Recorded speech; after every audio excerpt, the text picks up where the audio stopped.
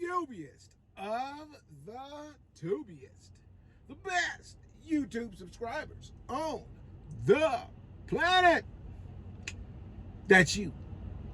And I'm 50 plus. And Disco Stew has a question. It's a pretty good one too. I think you guys will get something out of it. His question says, hey 50, can you do a Q&A or video on hours you try to operate daily, weekly as a flatbed driver? What time do you try to start, end your day, etc.? The hours you typically try to drive, things like that. It's a good question because running flatbed is different than dry van and reefer, okay? Typically, a couple different scenarios. One, let's say we're picking up at one customer that manufactures a product, let's say fencing, okay? And then we're gonna drop that off at, let's say, a place that the wholesaler, like, Lowe's or something. We don't do that, but let's just say, a store, okay? And then that store then retails the merchandise, something like that, okay? So we're going from one store to another, a manufacturer to a store, plain and simple. Okay, that store will have the times that they generally will do their intake, take their deliveries. And I typically deliver, somewhere around 8 o'clock in the morning. Definitely before noon, but generally it's about 8 o'clock in the morning. And most of those will stop at about 1,500 or something like that at the latest, okay? Or that's typical, okay? So basically, if I'm going from a manufacturer to a store, I need to be at that store around, before 3 o'clock, but we do have appointment times, okay? And that would be different than if I go from a manufacturer to a right now I'm at a manufacturer that they make roofing installation, and I'm taking that to an actual job site. So now that's when things change, because there are specific times that you need to show up to a job site, okay? And it can be based on what the crew that's on site. Sometimes a roofing crew may not be there until a specific time. So if you show up earlier than that, then you just sit there and start wasting your time.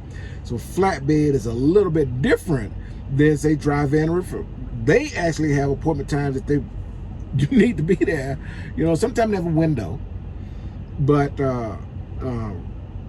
there's generally staff there. That's what their job is to unload trucks. So it's different than, the forklift driver who's gonna come out from the job site. He's gonna stop what he's doing, get on the forklift, and then come unload your truck, and then go back to doing what he's doing. It's just about everybody at that job site drive them forklifts, or a vast majority of them. You follow what I'm saying? The setup is a little different, okay? So that being said, I drive like I always have, and like I always tell you guys to do. I drive as hard as I can. I'm gonna get that load. Doesn't matter if I'm drive-in, refrigerated, flatbed, tank, I don't care what it is. If you have a distance to travel, 10 hours and 1 minute, get up and run it hard. Run it all the way till you can't run it no more, till there's no more to run, or you don't have more time, okay?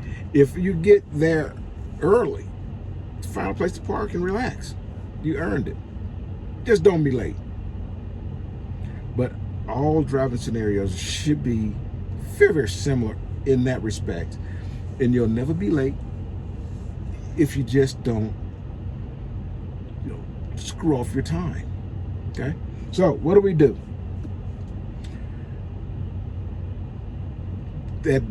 before you shut down for the night, check the weather for the next day.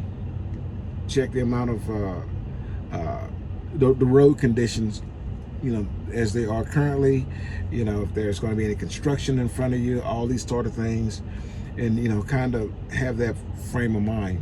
And then you're going to wake up a couple hours early, or an hour early, you know, I don't know how long it takes you to get ready, okay, I'm just saying. Okay, so you get up in the morning before you actually need to take off, and you do the same thing again. You're going to check the weather, check the traffic, road conditions, things of that nature. If there's something in front of you that's would behoove you to wait until it's cleared before you take off, then that's what you do. Otherwise, get going. It's not hard, bro. It's not hard. All you need to do is run. Okay. Get there early, then shut down.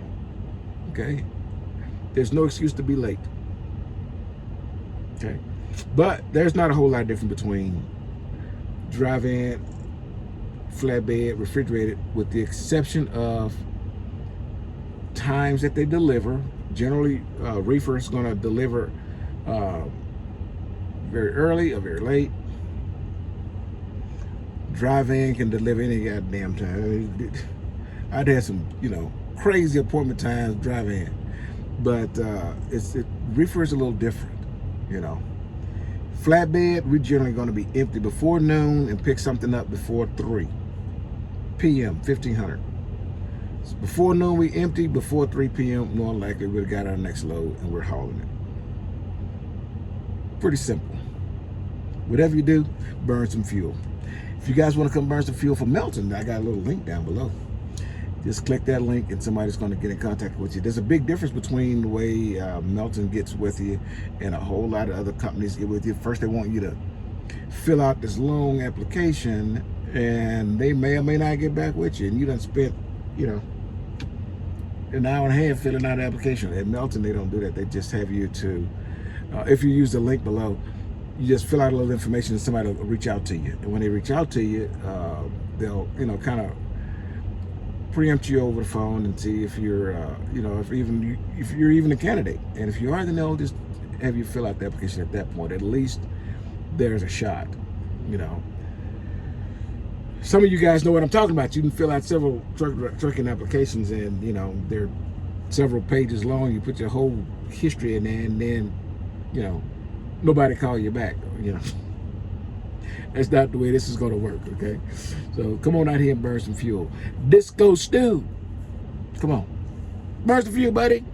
Let's get out the bunk, close that door, and run, and you're going to get there on time every time. Till I see you again. Deliver Undistracted, and here's your boop. Boop.